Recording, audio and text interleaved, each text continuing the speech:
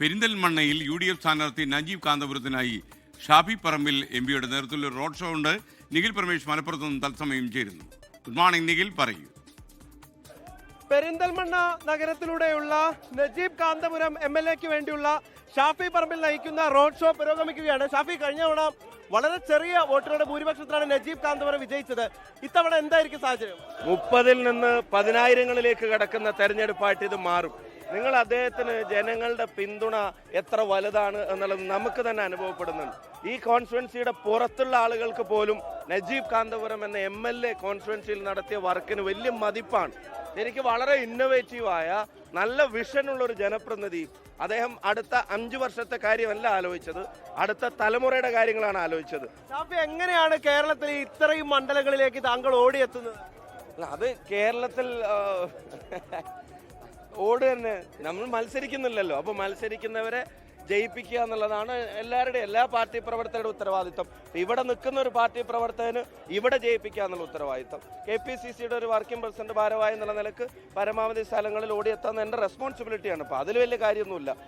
അങ്ങിപ്പോ പോയ വിവിധ മണ്ഡലങ്ങളിൽ ഏറ്റവും കൂടുതൽ ഒരു സ്ട്രോങ് ഫൈറ്റ് നടക്കുന്നിടത്ത് UDF തിരിച്ചു വരുന്ന മണ്ഡലമായിട്ട് തോന്നിയത് എവിടെ? അല്ല, ഞാൻ ശ്രദ്ധിച്ച ഒരു കാര്യം, നമ്മളിപ്പോൾ അങ്ങനെ കോട്ട അല്ലെങ്കിൽ അത് പിന്നെ അനക്കാൻ പറ്റാത്ത സ്ഥലം എന്നുള്ളൊക്കെ പറയുന്ന സ്ഥലങ്ങളിൽ പോലുള്ള ഒരു മുന്നേറ്റത്തെ കണ്ടില്ലെന്ന് അടിക്കാൻ കഴിയില്ല.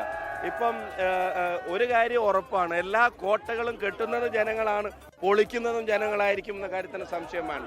ഞങ്ങൾക്ക് ഒരു സാധ്യതയില്ലാത്ത തളിപ്പറമ്പിൽ പോലും ഉണ്ടാവുന്ന ഒരു മുന്നേറ്റമുണ്ട്. അതുപോലെ ഇപ്പോൾ തൃക്കരിപ്പൂര് അതൊക്കെ റൈറ്റ് ഓഫ് ചെയ്ത് വെച്ചിരുന്ന സ്ഥലമായിട്ടാണ് ആളുകൾ കണ്ടിരുന്നത്. പക്ഷേ അവിടെ ചെന്ന് ഇറങ്ങുമ്പോൾ അവിടെ ഉണ്ടായിട്ടുള്ള ഒരു വേവ്, കൊടുങ്ങല്ലൂരിൽ ഞാൻ ചെന്നപ്പോൾ ഒരു സാധ്യതയും ആദ്യം ഉണ്ടാവില്ല എന്ന് പറഞ്ഞിടത്തൊക്കെ ഭയങ്കരമായിട്ടുള്ള ചേഞ്ച് ഫീൽഡിൽ അനുഭവപ്പെടുക. ഞാനൊരു കാര്യം പറയാം, വാർത്തകളിലും അതുപോലെ തലക്കെട്ടുകളിലും വരുന്നൊന്നുമല്ല ഫീൽഡിലെ യാഥാർത്ഥ്യം. ഫീൽഡ് പൂർണ്ണമായി UDFന് അനുകൂലമാണ്.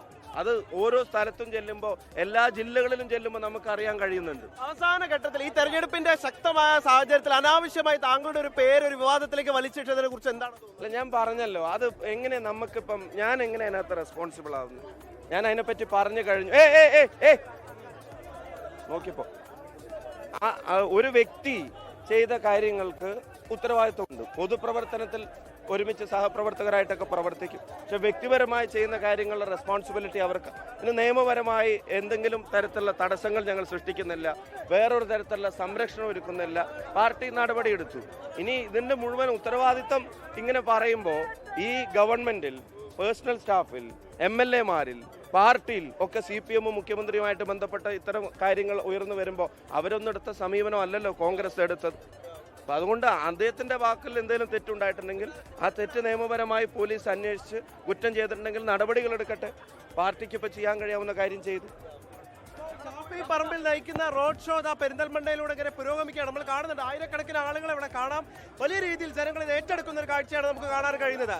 ക്യാമറമാൻ ജിജീന്ദ്രനൊപ്പം നിഖിൽ പ്രമേഷ്, 24 മലപ്പുറം.